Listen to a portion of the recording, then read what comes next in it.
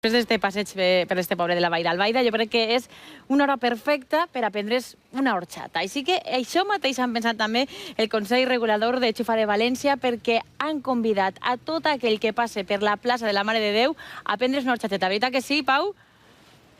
Està en Laura a punt de convidar a berenar horxata, perquè en uns segonets començarà l'anomenada hora H. Què significa això? Doncs mira, que tots podran degustar un gotet d'horxata debades. Mireu, ho tenim tot preparat. Per una banda, escarrets amb la horxata i per altra, girem cap ací i vegem tota la gent que se vol aprofitar d'esta macrodegustació de la beguda més coneguda i reconeguda de totes. Però n'hi haurà horxata suficient per a tota esta gent i per a tota la gent que passe per esta plaça de la Mare de Déu? A veure, quants litres teniu d'horxata?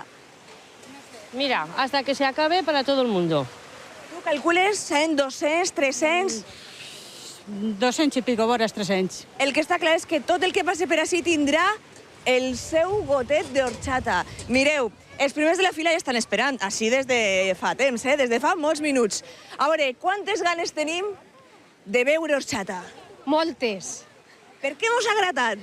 Pues perquè és la beguda típica de València i feta d'un producte que és la xufa, que és d'origen, de denominació d'origen de València. Pues no parles més i anem a donar l'eixida d'esta hora H. Antonio, endavant. Endavant, Laura.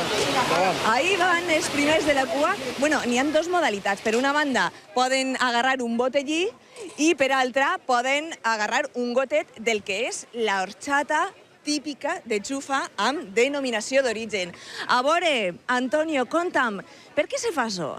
Bueno, pues la hora H és una iniciativa del Consell Regulador de la Xufa de València i consisteix en que tots els establiments, o tots els que volen, els establiments adherits al Consell Regulador, fan una espècie d'oferta a una hora determinada. En aquest cas, ara, a aquestes hores, el mateix dia a la mateixa hora.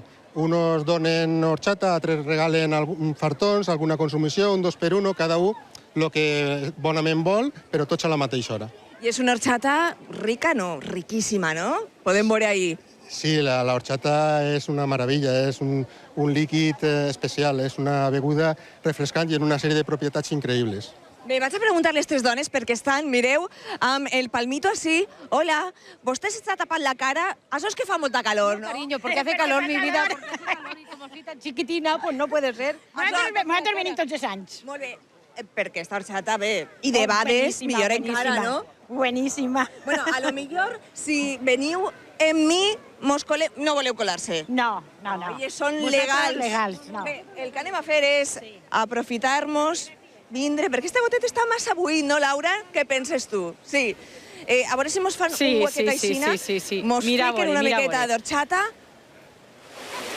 Va, a veure si te pots colar, perquè estàs treballant, més que res. Bueno, hem fet una miqueta de trampa, però no passa res.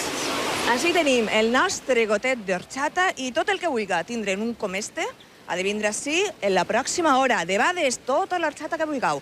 Podeu repetir fins i tot.